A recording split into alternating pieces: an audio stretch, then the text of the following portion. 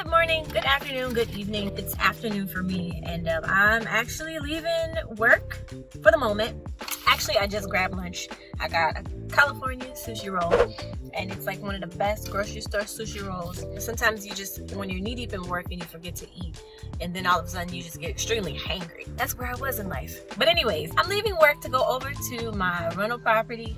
I just had some Airbnb guests check out, and I wanted to go check out and see how the place looked. Did my guests respect my space? Did they follow my checklist? Maybe you're interested in starting an Airbnb and you want to know these things. I did have some guests stay with me who did not have Airbnb reviews. We're gonna find out how they left the place.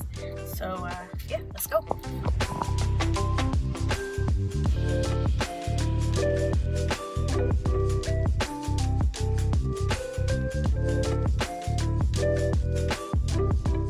I made it over to the listing, and it's the back porch, and just a moment of appreciation for the laundry room because it's so clean and organized now that I put in some elbow work to really make this look nice. It's available for guests to use as well as house cleaners while they're in between the two listings on the property. So just a peek at that. Now I'll go ahead and put in my coat, which I'll hide right here to get the key.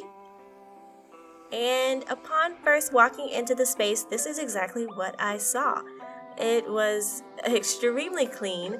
This was a one-night stay, so I guess it's not too surprising, but it looks just like the listing photo. They left the living room in such great shape.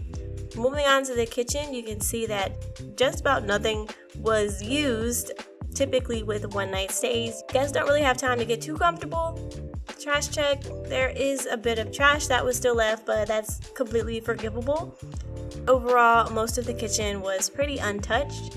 Now moving on to the bedrooms, and pretty much they're as to be expected. I don't require guests to pull any of the bed linens off of the bed simply because I think it's helpful to myself when I'm cleaning as well as housekeepers to be able to inspect the bedding first.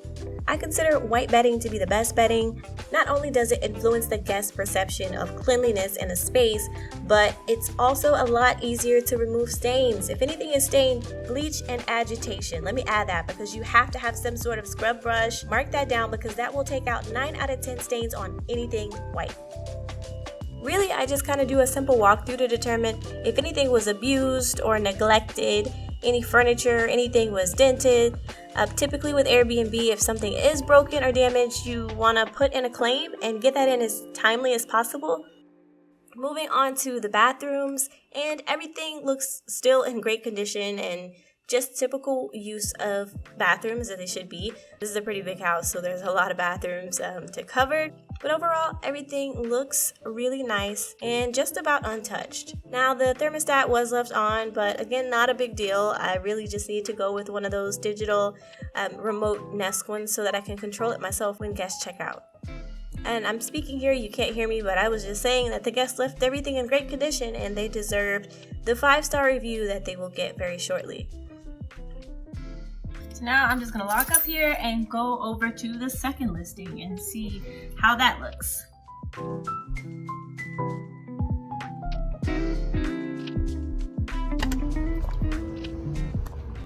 Now moving on, walking into the second listing on the property, and though you can't tell from the video, my immediate response was I definitely smelled the good ganja walking on the way in. I could definitely tell there was smoking nearby or near the AC unit at least, which also the AC unit was left on, which isn't a big deal, and maybe they left it on purpose just to kind of air it out a bit. Also a weird stuffed animal thing left there, but overall everything here seemed to look pretty well and okay. The bathroom seemed pretty untouched. Oh, also I meant to show you, I have one of these in the house as well. It's just a printed out list of checkout instructions, so everything is nice and handy and available. Yeah, there was some trash left, which again is a forgivable thing, but we'll go ahead and take that out now.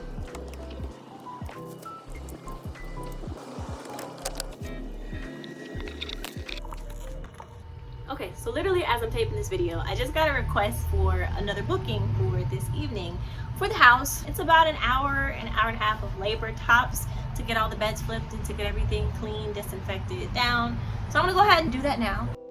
Overall, I would say that I'm very pleased with how these guests left the property. Even though they had no ratings or reviews, taking a chance on them was a good deal. I managed to get a good solid profit out of it this week without having to come out of pocket for any unnecessary maintenance or expenses. I have hosted guests before who haven't had Airbnb reviews, and I've had really great experiences 9 out of 10 times. I think that I've now done a pretty good job with mastering my process for vetting good guests, even when they don't have Airbnb reviews. Airbnb did start placing stronger restrictions and bans on parties, so that's always a plus. But either way, if you want to ensure that you're getting the highest quality guests for your buck, go ahead, hit the like button below so I know that you're interested and you want that video, and I will definitely drop my process for how I vet guests, even when they have no reviews on the platform. Make sure you subscribe to the channel. I'm always dropping content. Till next time, I wish you guys a ton of peace, love, and passive income.